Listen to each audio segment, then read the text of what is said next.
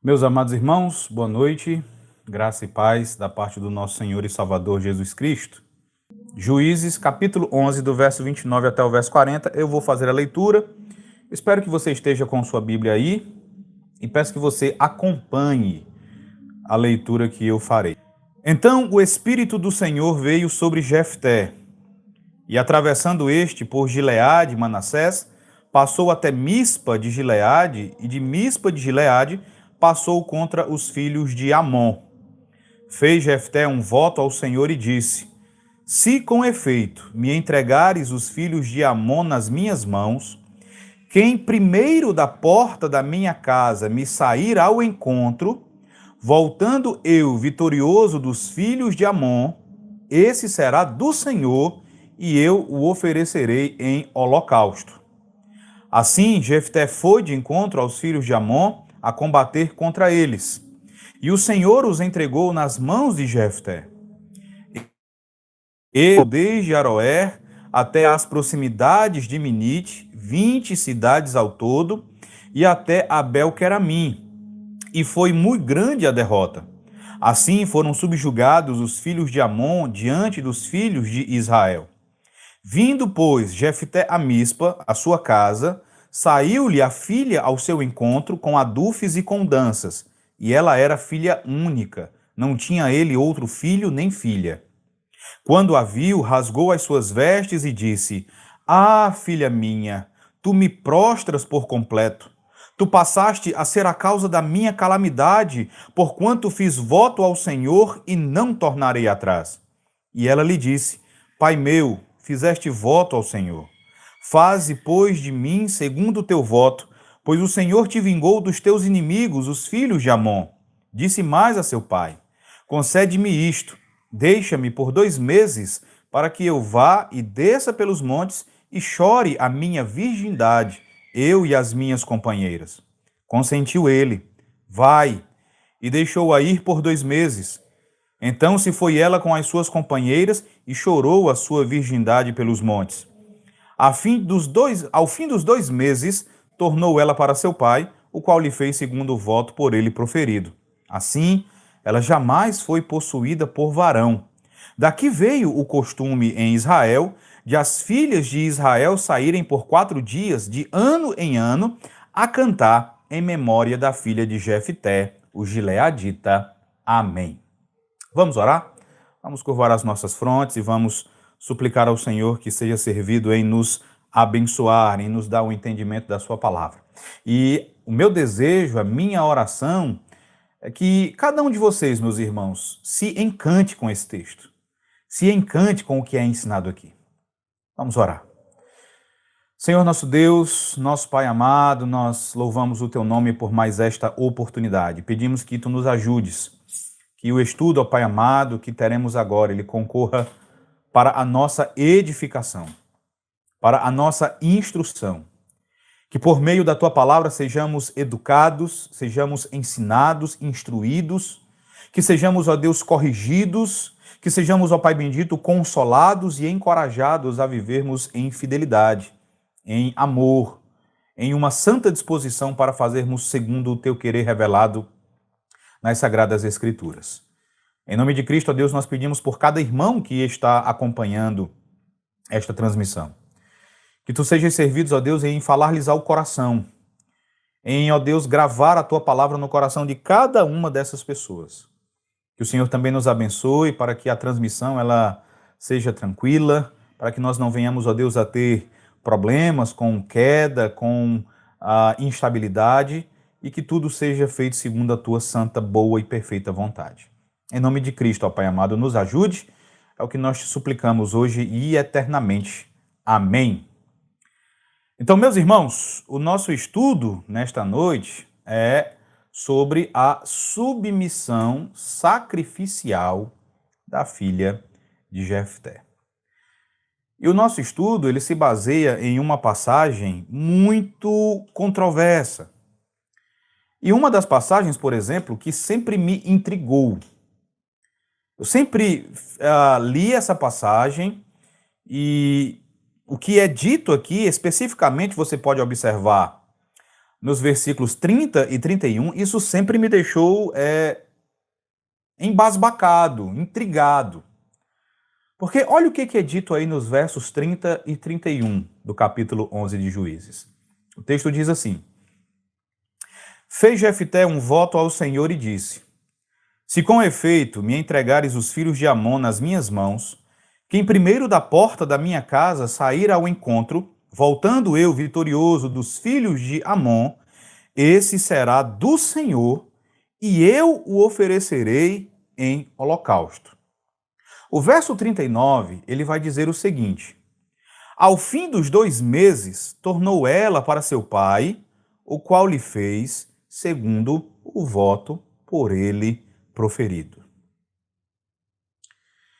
Sempre me intrigou o fato de Jefté ter prometido oferecer ao Senhor um holocausto. Quem primeiro saísse pela porta da sua casa ao seu encontro.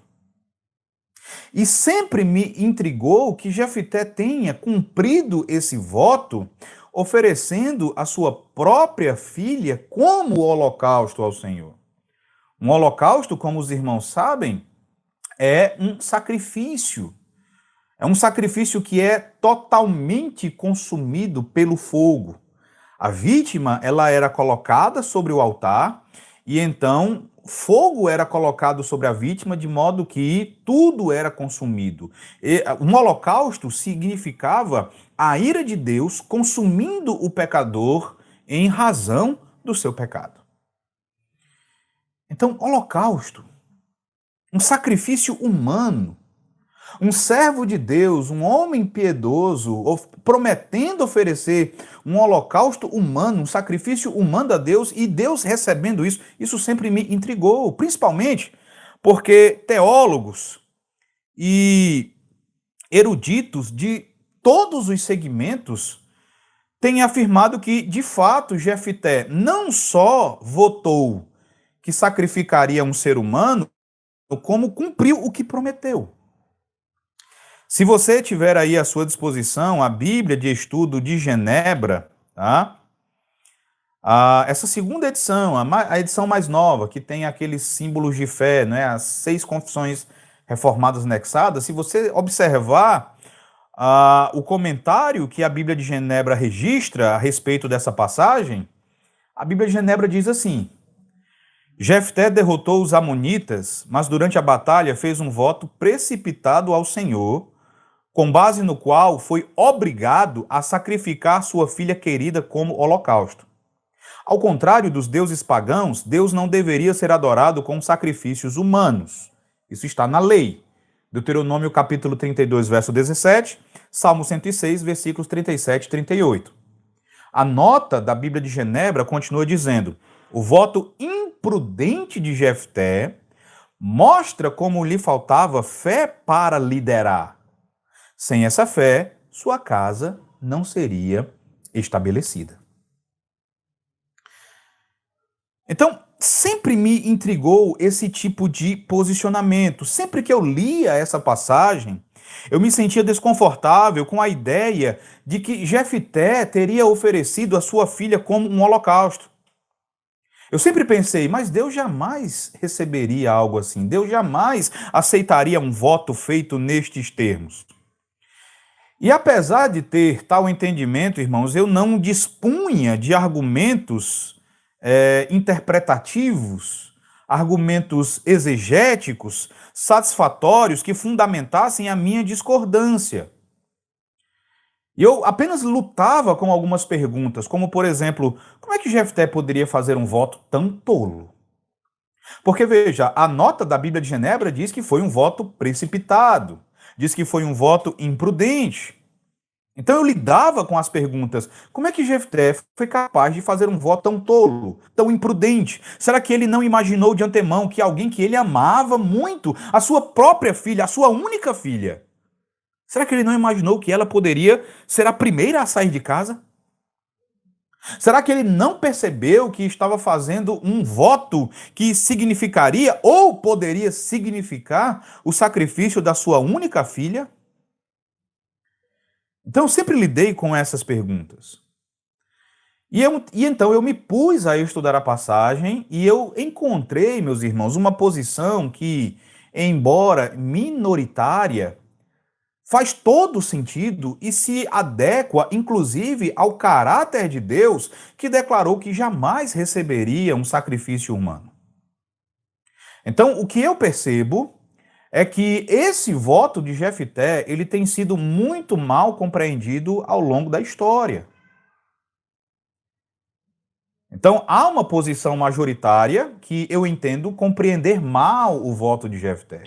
E eu bendigo a Deus pela posição minoritária que alguns servos de Deus têm apresentado, né, têm proposto, e eu entendo que se adequa perfeitamente ao caráter santo e justo de Deus. E o meu desejo, então, é compartilhar essa leitura, né, essa posição com os irmãos e dela extrairmos algumas lições práticas para a nossa vida. O meu primeiro passo, então, é observar com vocês, irmãos, como esse voto de Jefté ele tem sido mal compreendido. E antes de nós tirarmos algumas conclusões, tá? Antes de tirarmos conclusões apressadas, eu quero que vocês observem de modo mais íntimo essa passagem aí de de Juízes, capítulo 11. Porque quando nós terminarmos, você vai descobrir que Jefté não fez um voto apressado.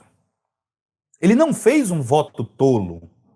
Jefté não ofereceu a sua filha como um holocausto. Ele não fez isso. Isso vai contra algumas antigas interpretações dessa narrativa. Alguns comentaristas, irmãos, só para vocês perceberem, chegaram a dizer que Jefté viveu em tempos difíceis e que, sem dúvidas, ele foi influenciado por ideias pagãs, ideias que incluíam sacrifícios humanos, suborno aos deuses, a fim de conseguir os seus favores. Então, de acordo com essa visão antiga, Jefté deu vazão a essas ideias pagãs, ele foi influenciado por essas ideias e, como tal, há até quem chegue a afirmar que Jefté não deve servir como exemplo de fé. Mas nós vamos ver como isso é problemático, tá?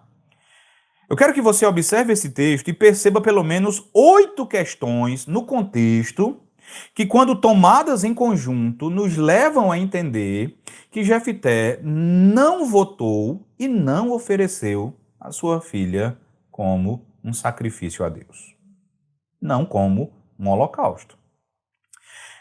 Então, vocês observem 8 questões, né, aí no contexto. A primeira questão. Jefté, meus irmãos, ele não era um homem precipitado, tá? Se há algo que não se ajusta ao caráter de Jefté, é a precipitação. Jurar que você vai sacrificar qualquer pessoa que saia da sua casa para o encontrar, isso de fato pode ser precipitado. Mas se você ler as passagens anteriores, se você ler toda a história de Jefté, você vai perceber que ele já tinha provado aos anciãos de Israel e ele já tinha provado também ao rei dos Amonitas que ele era um homem muito cauteloso. Antes de liderar o povo de Israel em batalha, Jefté não atendeu prontamente o pedido dos anciãos. Os anciãos de Israel pediram que ele se tornasse o líder de Israel e enfrentasse os amonitas, mas ele foi cauteloso, ele agiu com cautela, ele não atendeu prontamente o pedido dos anciãos. Ele os questionou. Ele fez vários questionamentos, né? Ele foi bastante cuidadoso a fim de, primeiramente, descobrir as intenções e as motivações dos anciãos de Israel. Posteriormente, na batalha, não se precipitou. Ele não irrompeu logo na batalha contra os amonitas. Ele, primeiramente, enviou mensageiros. Ele enviou mensageiros aos amonitas em uma tentativa de encontrar uma alternativa diplomática em vez da guerra. Tudo isso nos mostra, meus irmãos, que longe de ser um homem precipitado, Jefté era um homem extremamente cauteloso.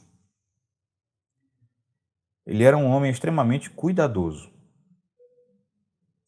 Então, a ideia de que ele era um homem precipitado não se ajusta ao contexto.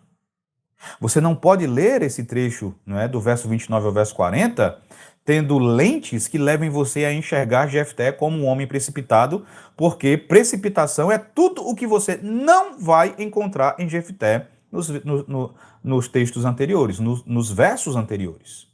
Tá? Segunda questão. Em suas discussões com os amonitas, Jefté demonstrou a sua familiaridade com as Sagradas Escrituras.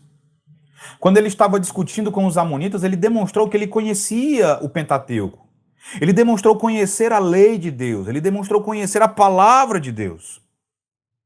Então, muito seguramente, irmãos, Jefté tinha conhecimento de que Levítico 18, verso 21, e também Deuteronômio, capítulo 12, do verso 29 ao verso 32, eram passagens que proibiam o oferecimento de sacrifícios humanos, especialmente os sacrifícios dos próprios filhos. Ele tinha conhecimento de que esses textos falavam de sacrifícios humanos como uma abominação diante de Deus. Abra sua Bíblia. Abra sua Bíblia em Levítico, capítulo 18.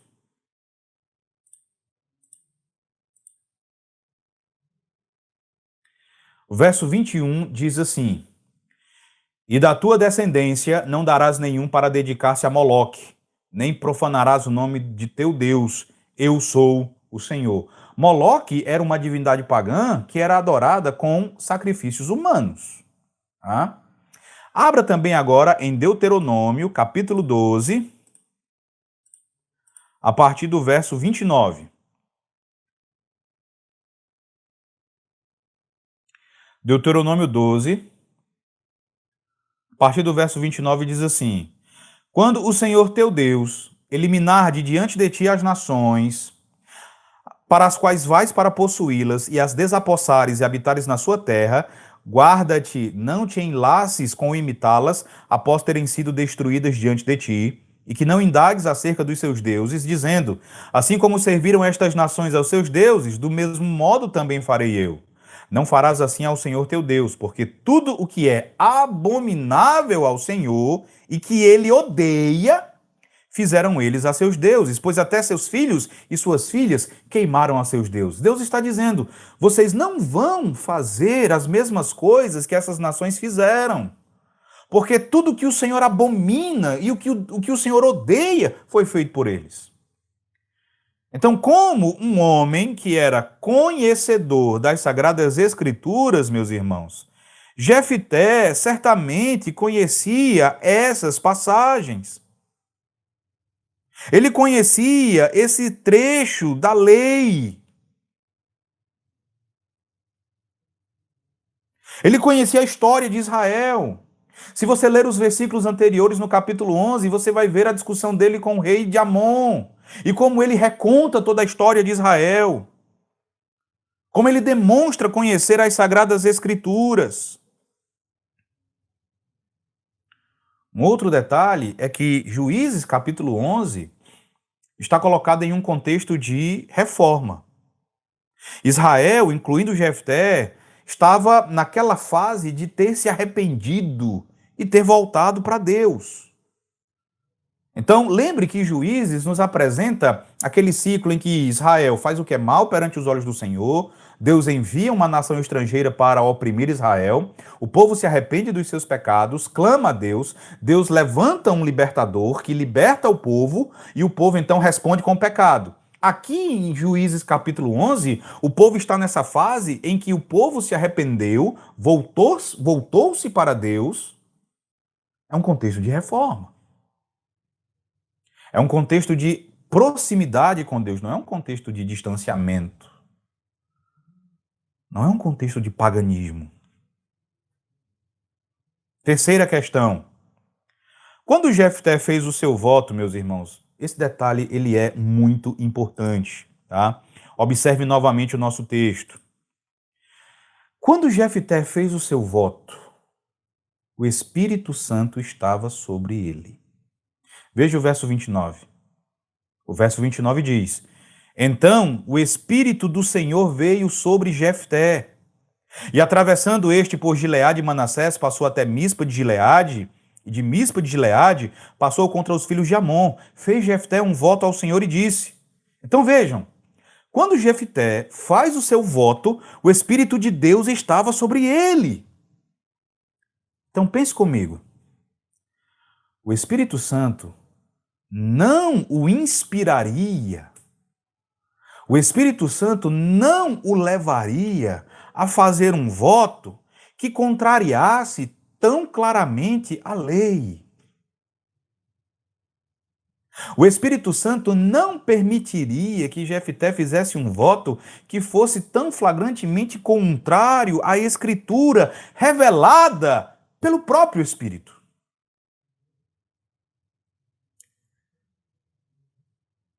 O Espírito e a palavra, meus irmãos, nunca contradizem um ao outro. O Espírito jamais permitiria que Jefté fizesse um voto nesses termos. Também é difícil acreditar que Israel tivesse seguido a Jefté como um líder, se Jefté tivesse desobedecido à Escritura de forma tão notória, se ele tivesse de fato sacrificado a sua filha. Então, só essa terceira razão. Então, como eu ia mencionando, meus irmãos, o Espírito, ele jamais permitiria que Jefté fizesse um voto dessa forma. Só essa terceira razão já deveria ser decisiva para que nós entendêssemos que Jefté não sacrificou a sua filha. Mas há mais razões. A quarta razão, por favor, olhe mais de perto Juízes 11, verso 31. O verso 31 de Juízes 11 vai dizer assim: quem primeiro da porta da minha casa me sair ao encontro, voltando eu vitorioso dos filhos de Amon, esse será do Senhor, e eu o oferecerei em holocausto. Preste atenção a esse versículo. Uma possível opção para essa tradução, meus irmãos, seria lembrar que a palavra aqui traduzida como holocausto nem sempre significa um sacrifício sangrento. Nem sempre significa um sacrifício de fato. Um estudioso do Antigo Testamento, um especialista em hebraico chamado G. Lloyd Carr, ele vai dizer que a palavra traduzida aí como holocausto possui como significado primário oferta total ou oferta inteira. Então, esse é o principal significado do termo holocausto.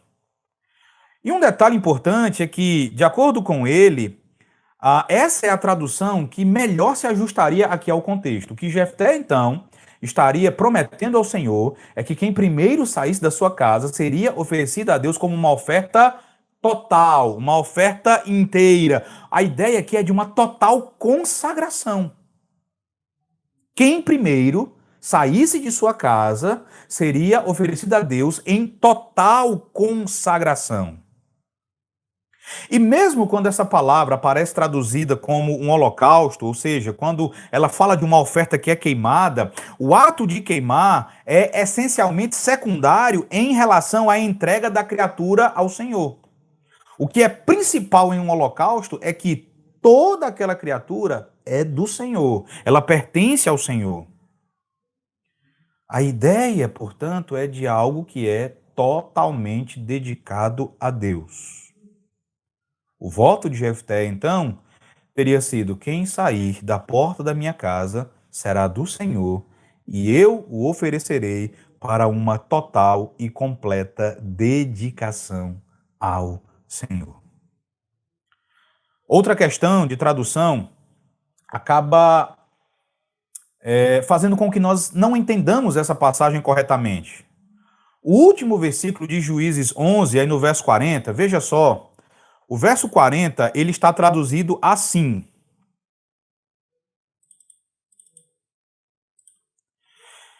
de as filhas de Israel saírem por 4 dias, de ano em ano, a cantar em memória da filha de Jefté, o Gileadita. Tá? Algumas traduções, né, principalmente a Corrigida Fiel, também a Revista e Corrigida, e interessante é que há muita gente que, não, a versão Corrigida Fiel é a melhor tradução. Não necessariamente. Toda tradução é obra humana. Tá? Eu me refiro às traduções. Então, o ideal é que nós sempre comparemos as nossas traduções com o texto original. Tá? Então, a nossa versão Revista Atualizada vai falar de cantar em memória. A Corrigida Fiel fala de lamentar. Então, lamenta-se porque há luto, né? Então, essa tradução que fala de lamento pode levar as pessoas a entenderem que aqui a filha de Jefté, de fato, veio a perder a sua vida.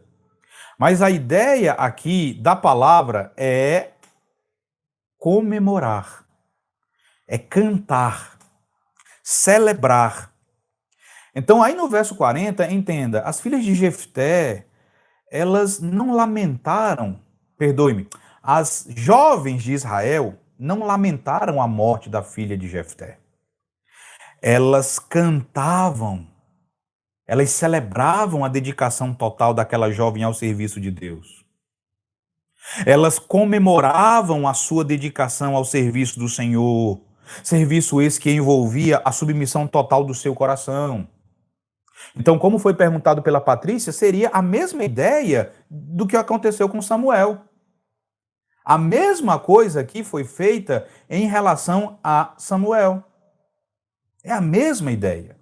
Só que, no caso dessa jovem, há um elemento a mais, porque você vai observar que Samuel teve filhos. Essa moça não. E isso, pela maneira como isso é mencionado na narrativa, isso tem um peso muito grande.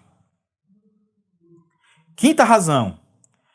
Depois de derrotar os amonitas e encontrar a sua filha saindo da porta de casa, preste atenção nisso aqui, Jefté teve bastante tempo para ponderar acerca do que faria. Ele teve muito tempo para pensar acerca do que ele deveria fazer. Tanto é que ele concedeu à sua filha 2 meses para que ela lamentasse a sua virgindade.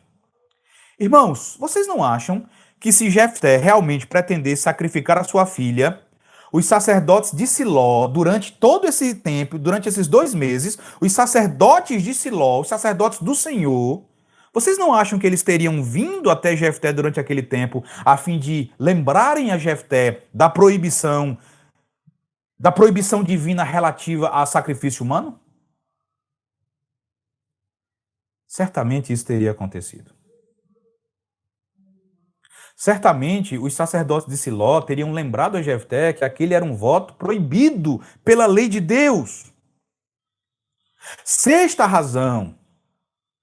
Assuma, por um instante apenas, que o voto de Jefté realmente tenha sido precipitado. Vamos imaginar, por um instante, que Jefté realmente prometeu oferecer a sua filha em holocausto, e que a sua filha realmente tenha saído da porta da sua casa, né, para ser oferecida em holocausto. Vamos assumir que esse voto tenha sido precipitado. Abra sua Bíblia agora em Levítico capítulo 5. Levítico capítulo 5, verso 4 e verso 5, e veja o que é dito ali na lei. Levítico 5, verso 4 e verso 5. Eu vou ler a partir do verso 1 para a gente entender melhor aqui o que é dito, tá bom? Levítico capítulo 5, do verso 1 até o verso 5. Diz assim. Deixa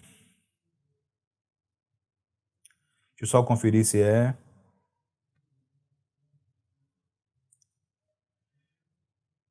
Tá.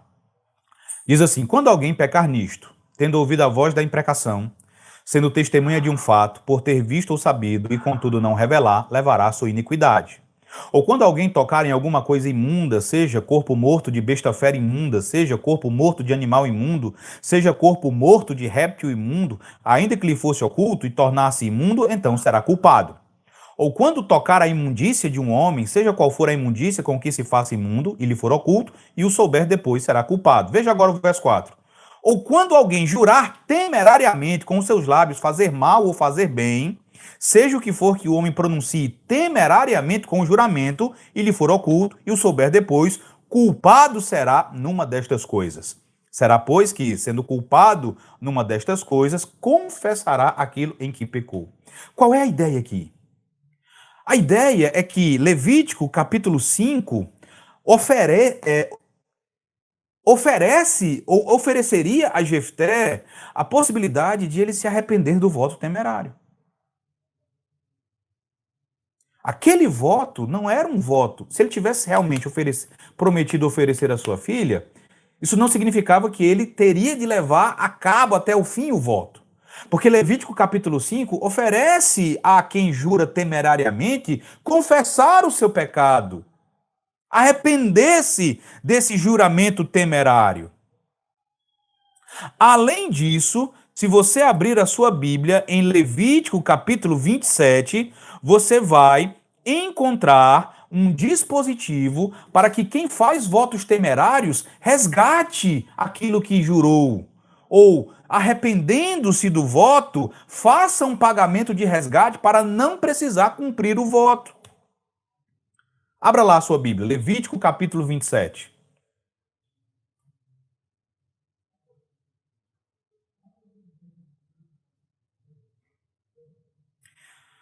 Diz assim, a partir do verso 1, é um capítulo todo tratando disso, eu vou ler só alguns versículos. O texto diz assim: Disse mais o Senhor a Moisés: Fala aos filhos de Israel e dize-lhes: Quando alguém fizer voto com respeito a pessoas, estas serão do Senhor segundo a tua avaliação. Se o objeto da tua avaliação for homem, da idade de 20 anos até a de 60, será a tua avaliação de 50 ciclos de prata, segundo o ciclo do santuário. Porém, se for mulher, a tua avaliação será de 30 ciclos. Basta esses dois versículos. Então Jefté, ele poderia ter feito um pagamento, um resgate. Ele poderia ter oferecido um resgate no lugar da sua filha. E mesmo assim ele não fez. Ele nem falou do seu voto como pecado. Se você ler Juízes capítulo 11, você vai perceber que ele, apesar de lamentar o voto feito, ele não o menciona como pecado e ele não oferece um resgate. Ele não resgata a sua filha. Isso nos leva então a entender que a filha de Jefté ela não foi sacrificada, ela não foi oferecida em holocausto. Uma sétima razão é que você deve observar no verso 38 exatamente o que a filha de Jefté lamentou. Ela não lamentou a sua morte iminente. Ela lamentou a sua virgindade. Lamentar a virgindade diante da morte iminente seria promiscuidade. Tente imaginar a pessoa na iminência de perder a sua vida, e o que ela vai lamentar? A sua virgindade. O fato de nunca ter tido relação sexual com alguém, de nunca ter tido um esposo, de nunca ter desfrutado do prazer do sexo. Isso seria promiscuidade. Isso seria lascívia no coração. Mas ela lamenta a sua virgindade. Ela lamenta o fato de que não poderá casar, não terá um esposo. E isso nos leva à oitava razão. Ela não geraria descendência para o seu pai. Ela não daria continuidade à linhagem, à descendência de Jefté. Existem várias indicações no texto a respeito da importância dessa informação. O texto vai dizer que ela jamais foi possuída por varão. O texto não diz que ela morreu. O texto diz apenas que ela jamais foi possuída por homem algum. A última questão é que Jefté, ele é recomendado em vez de ser repreendido na Escritura. Depois desse episódio, ele julgou sobre Israel durante outros 6 anos. Em 1 Samuel, capítulo 12, verso 11, Jefté é mencionado como um daqueles que mantiveram Israel a salvo.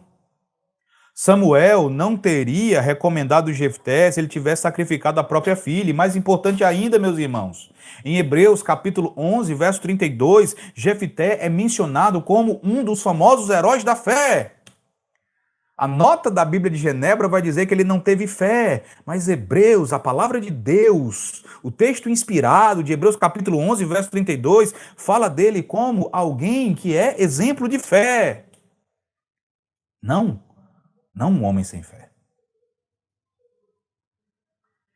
Em conclusão, irmãos, Jefté não prometeu matar a sua filha. Jefté dedicou a sua filha ao serviço do Senhor, o que envolveu o desafio notável da sua virgindade perpétua. É o que está escrito aí no verso 39. O verso 39 diz que Jefté levou a cabo o seu voto, mas não diz que ela morreu. O que o verso diz é que ela jamais foi possuída por varão algum. Jefté cumpriu o seu voto assim porque a sua filha viveu o resto da vida como uma virgem, sem gerar descendência, sem dar continuidade à linhagem de seu pai. Meus irmãos, eu quero que vocês percebam a importância disso. E aí vocês vão entender por que Jefté lamentou tanto. Em Gênesis capítulo 3, verso 15, o Senhor fez uma promessa de que o descendente da mulher viria, e esse descendente esmagaria a cabeça da serpente, o Redentor viria. Em Gênesis capítulo 12, o Senhor promete que esse descendente seria de Abraão, ele seria o descendente do patriarca Abraão.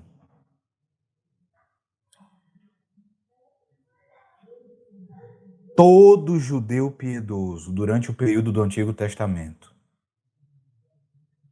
sonhava com a possibilidade de o Messias, o descendente prometido, ser da sua linhagem. A grande tragédia para qualquer judeu era não ter linhagem, pois isso significaria que o Messias não viria da sua casa.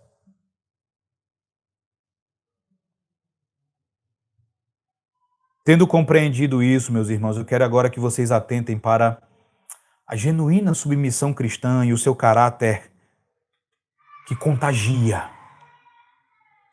O que é a verdadeira submissão? Como é que ela estrutura a nossa vida? Como é que ela, assim, nos contagia? A filha de Jefté nos ensina, meus irmãos, que a genuína submissão cristã significa curvar-se sob a vontade de Deus e estar disposto a abrir mão de tudo para a glória do Senhor. Isso é fácil de ser compreendido. Difícil é de ser feito. Como é que nós, como cristãos, experimentamos e exercitamos essa submissão? Então, vamos observar agora o maravilhoso exercício da submissão. E, meus irmãos, nós não aprendemos a submissão cristã da noite para o dia. Na verdade, nós podemos falar mais apropriadamente de vários degraus de submissão. Trata-se de um crescimento, trata-se de um processo através do qual nós crescemos em nossa submissão quando passamos a depender mais plenamente do Senhor. A filha de Jefté, que aparentemente era muito madura na graça, ela parece ter progredido bem em sua submissão. Sem dúvida, irmãos, foi isso que tornou a fé dessa jovem tão contagiante, de maneira que ela passou a ser lembrada para sempre pelas filhas de Israel. E com base no nosso texto, nós podemos perceber aquilo que o pastor Joel Bick vai chamar de 5 estágios da submissão. E esses 5 estágios são os seguintes. O primeiro estágio, reconhecer o Senhor. O primeiro passo, irmãos, é reconhecer que o Senhor Deus está ativo em nossa aflição. Foi o que aconteceu com Jefté e sua filha. Olhe para os versos 35 e 36, quando é dito assim: quando a viu, rasgou as suas vestes e disse: Ah, filha minha, tu me prostras por completo. Tu passaste a ser a causa da minha calamidade, porquanto fiz voto ao Senhor e não tornarei atrás. E ela lhe disse: Pai meu, fizeste voto ao Senhor. Faze, pois, de mim segundo o teu voto, pois o Senhor te vingou dos teus inimigos, os filhos de Amon. Jefté está aqui dizendo à sua filha: eu jurei ao Senhor, e o Senhor está falando nisso tudo. Deus está ativo em minha aflição, Deus está envolvido. E a sua filha, meus irmãos, imediatamente vai ecoar esse pensamento do verso 36, dizendo: Pai meu, fizeste voto ao Senhor. Meus irmãos, isso nos ensina que consciência de Deus é o primeiro degrau da verdadeira e contagiante submissão cristã. Significa que nós precisamos aprender a reconhecer o Senhor em todos os momentos da nossa vida. Nós precisamos aprender a reconhecer o Senhor, precisamos aprender a reconhecer a mão de Deus em nossas aflições. Se você não aprender a reconhecer a mão de Deus nas suas aflições, você não se submeterá a Ele. A verdadeira submissão, meus irmãos, não culpa o demônio, não coloca a culpa no diabo, não coloca a culpa no homem, não culpa o destino, não culpa o acaso como a fonte última da sua aflição. A verdadeira submissão reconhece o Senhor como a fonte primária de todas as coisas, incluindo as nossas aflições. A verdadeira submissão confessa, como 39, verso 9, emudeço, não abro os lábios, porque tu fizeste isso. Irmãos, um dos grandes motos, um dos grandes lemas dos reformadores era a pequenina frase latina corandel. Essa frase tão pequena, corandel, ela quer dizer na face de Deus ou na presença de Deus. Esse lema é um lembrete de que toda a nossa vida deve ser vivida com a devida consciência de que Deus está sempre presente. Toda a nossa vida deve ser vivida com a consciência de que Deus está sempre envolvido com a nossa vida. Ele está sempre envolvido com tudo aquilo que nos ocorre. Não há evento, não há ocasião, não há circunstância da nossa vida na qual o Senhor Deus não esteja envolvido. Como é que você pode se submeter a um Deus que não tem nada a ver com a sua vida? Como é que você pode se submeter a um Deus que não tem nada a ver com a sua aflição? Qualquer submissão assim seria artificial e seria sem valor. Não significaria nada. Você não poderia ir a Deus em busca de ajuda em tempos de sofrimento, porque Deus não teria nenhuma resposta para a tua tristeza e dificuldade. O melhor que você poderia fazer seria sorrir, suportar. Que conforto você teria por acreditar em um Deus que não pode confortar você em tempos de tristeza e provação? Sua vida nunca poderia ser uma vida contagiante. Eu quero dizer a cada um de vocês, meus irmãos, que a primeira coisa que você deve lembrar quando alguma coisa terrível acontecer a você é: Deus está aqui. Deus está nisso. É o Senhor. Deus sempre está presente, meus irmãos, aqui. Ele está sempre envolvido em tudo o que nos acontece. Se você se lembrar disso, isso vai manter você longe do pecado. E isso vai te ensinar a deixar Deus ser Deus. É maravilhoso saber que Deus está aqui quando somos protegidos de algum mal, mas, meus irmãos, também é maravilhoso saber que Deus está aqui quando nós adoecemos ou quando sofremos alguma dor, pois sabemos que Ele pode nos consolar e Ele pode nos ajudar. Então, o primeiro degrau da verdadeira submissão é o reconhecimento de que não importa o que aconteça em sua vida, é o Senhor. O segundo degrau é justificar o Senhor. O segundo passo da verdadeira submissão é justificar o Senhor dizendo: isso está correto, isso é justo. O Senhor Deus não comete erros. No verso 35 de Juízes 11, Jefté diz: não tornarei atrás. O que ele está dizendo com essa frase é: não seria correto voltar atrás. Não seria correto quebrar o voto que eu fiz. O Senhor Deus é justo em todos os seus caminhos. A filha de Jefté vai dizer basicamente a mesma coisa. Ela vai dizer, faze, pois, de mim segundo o teu voto. Ela estava dizendo, meus irmãos, isto é o correto. Isto é correto para você e isto é justo diante de Deus. Essa jovem, meus irmãos, ela também estava admitindo que era uma pecadora indigna e que não merecia as bênçãos do casamento e da maternidade. O que quer que acontecesse com ela seria fruto do justo julgamento de Deus. Irmãos, justificar ao Senhor em tudo que Ele faz é um degrau acima de simplesmente reconhecer que Ele está presente numa situação má. Uma coisa é você dizer, isso é o Senhor. Outra coisa, bem diferente e bem mais profunda, é você dizer, isto é o Senhor e Ele está correto. Ele é justo. Eu mereço isso. Eu mereço até pior. Deus é justo em todos os seus caminhos. Quando as aflições vêm sobre você, quando as aflições vierem sobre você, a tua primeira pergunta não tem de ser, mas Senhor, por que eu? Não tem de ser essa pergunta. A tua primeira pergunta tem de ser, por que não eu, Senhor? Por que não eu? E você tem de dizer, Senhor, tu és justo. Tu és justo em todos os teus caminhos. Irmãos, a Bíblia nos mostra repetidamente que justificar o Senhor em todos os seus caminhos é um passo crítico da verdadeira fé e submissão. Quando Samuel disse a Eli que os seus filhos morreriam, Eli disse em 1 Samuel 3,18, é o Senhor, faça o que bem lhe aprouver.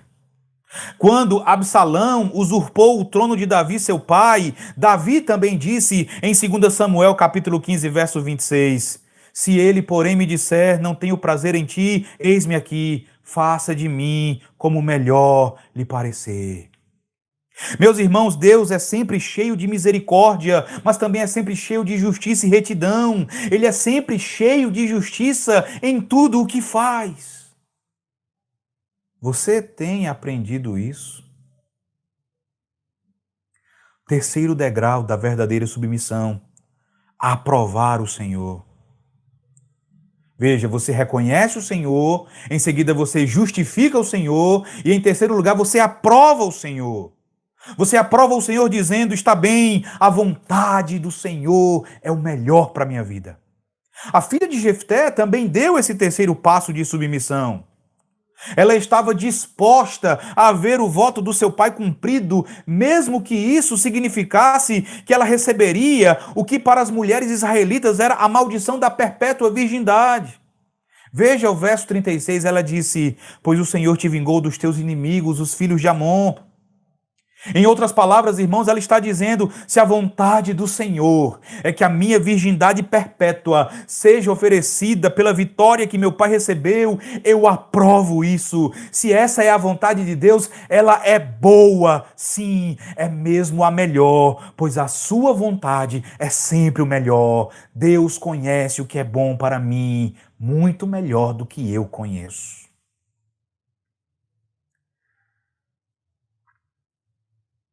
Ah, meus irmãos, é fácil aprovar a vontade de Deus quando algo de bom nos acontece. Mas isso não contagia ninguém, isso não influencia ninguém. O que é contagiante é quando você aprova a vontade de Deus estando no meio da aflição. É quando você está sofrendo, é quando você está sendo afligido e ainda assim você diz que a vontade de Deus é boa, é perfeita, é agradável. Isso impacta. Isso contagia. Nada impressiona tanto as pessoas como quando você diz amém para os duros caminhos de Deus na tua vida. Salmo 39, verso 9, Tatiane, tá bom? Emudeço, não abra a boca, porque tu fizeste isso. Salmo 39, verso 9. Então, meus irmãos, nada impressiona tanto as pessoas como quando você diz amém para os duros caminhos de Deus na tua vida. Lembre de Jó. Lembre de quando Jó perdeu os 10 filhos de uma vez. Jó não disse algo como, mas Senhor, não poderias ter deixado ao menos um deles? Jó não disse isso. O que Jó disse foi: o Senhor o deu e o Senhor o tomou. Bendito seja o nome do Senhor. Jó aprovou plenamente os caminhos de Deus em relação aos seus filhos. Meus irmãos, essa é uma submissão profunda e contagiante. E a história da igreja está repleta de mártires que, de uma maneira ou de outra, disseram: Senhor, está bem. Mártires que disseram isso em relação à forma violenta como morreram. Inácio de Antioquia, meus irmãos, um dos pais da igreja, ele olhou para as correntes que o prendiam por ser cristão e ele as chamou de doces pérolas, doces cadeias. E ele disse que sofrer por Jesus Cristo era uma honra. Eu quero perguntar a você: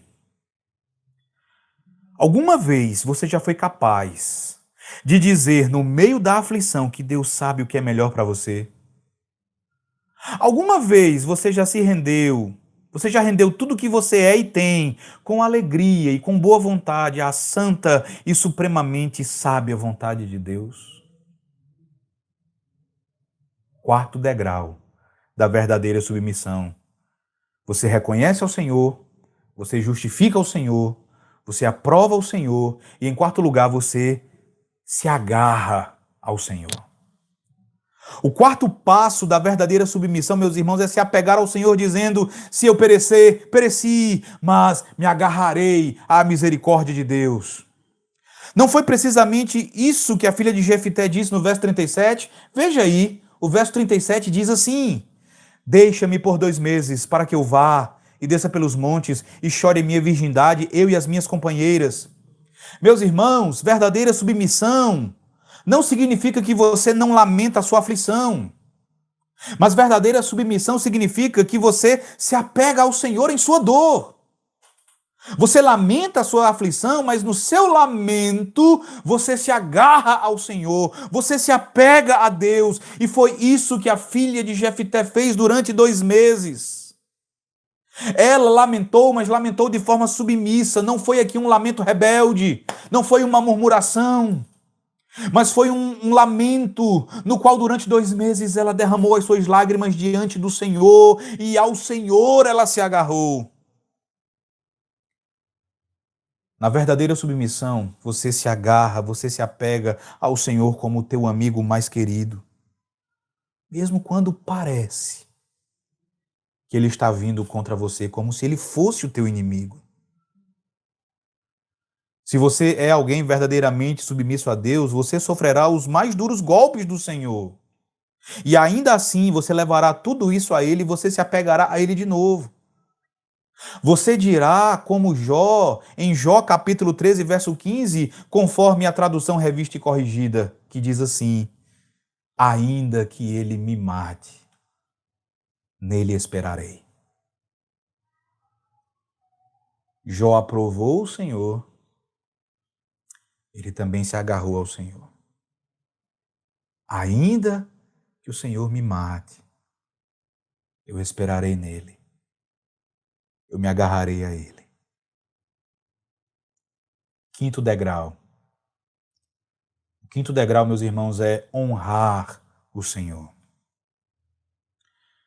O quinto e último degrau, o degrau mais alto, é honrar o Senhor dizendo: a glória do Senhor é maior e é mais preciosa do que a minha vida. A glória do Senhor é maior do que eu e do que a minha salvação. Irmãos, foi nesse ponto que a filha de Jefité se destacou. Essa jovem era tão submissa que ela preferia se entregar totalmente a ver o nome do Senhor injuriado por sua causa. O seu pai fez um voto e para ela a honra de Deus valia mais do que a sua vida. Ela não desejaria, ela não permitiria que o nome de Deus fosse desonrado, mas o nome de Deus seria honrado, ainda que isso significasse uma vida inteira de total dedicação. Ela chega diante de seu pai e diz algo como: pai, Faça o que você prometeu, pois é a glória de Deus que está em jogo. O meu futuro nada significa em comparação à honra de Deus. Eu abro mão de tudo pela reputação do nome do Senhor Deus. Eu abro mão de tudo para que a glória do Senhor brilhe mais forte. Meus irmãos, a filha de Jefté estava tão identificada com a causa de seu pai, que era a causa da manutenção do pacto do Deus de Israel, que ela estava espiritualmente unida a seu pai. Ela se alegrou no retorno de seu pai. A causa do povo de Deus estava tão íntima do seu coração que de boa vontade ela aprovou qualquer sacrifício por causa do triunfo que o Senhor concedeu ao seu povo. Jefté rasgou as suas vestes e lamentou quando viu a sua filha, mas ela estava alegre. E ela permaneceu forte na fé, porque o Senhor havia se lembrado da sua aliança e vindicado a causa do seu povo. Irmãos, a honra de Deus era tão preciosa para essa jovem que ela esqueceu-se de si mesma. Ela não se preocupou com o seu bem-estar.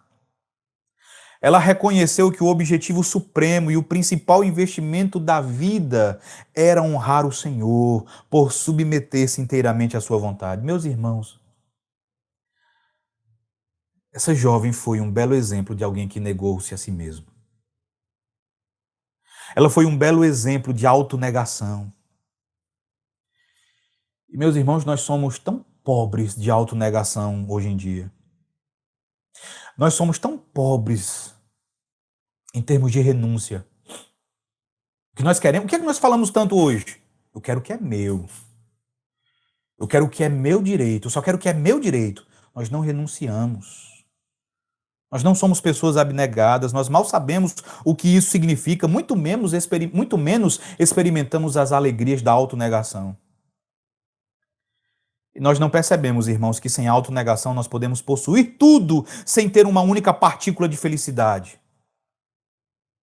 E é porque nós não somos pessoas abnegadas que as nossas vidas raramente contagiam e impactam as outras pessoas. O reformador João Calvino afirmou que o fruto fundamental da nossa união com Cristo é a autonegação. E mais, é a dimensão sacrificial da verdadeira piedade. Para Calvino, a autonegação significa perceber que você não pertence a si mesmo, mas você pertence a Deus. Eu acho interessante quando as pessoas dizem, quando nós dizemos, isso aqui é meu. Meus irmãos, nós não nos pertencemos. Nós pertencemos a Deus. Isso significa desejar concentrar a nossa vida em Deus, apresentando tudo o que nós temos e somos como sacrifício vivo a Deus. Então, tudo o que Deus faz conosco é bom, porque essa é a sua vontade.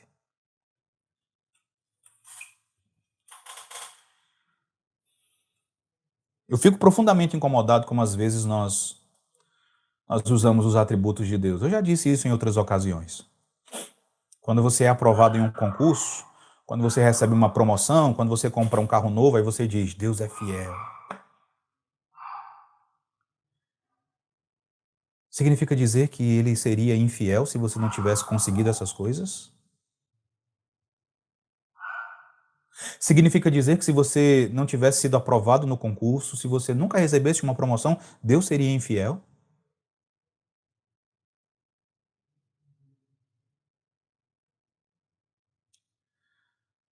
Deus é sempre fiel.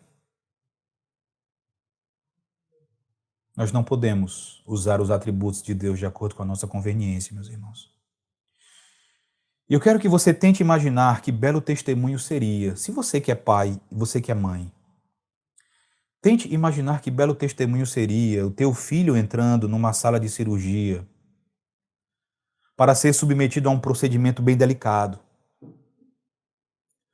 Alguém chega até você e pergunta, como é que você está? E aí você seguraria a mão dessa pessoa e diria algo como, se vivemos, para o Senhor vivemos. Se morremos, para o Senhor morremos. Quer pois vivamos ou morramos, somos do Senhor.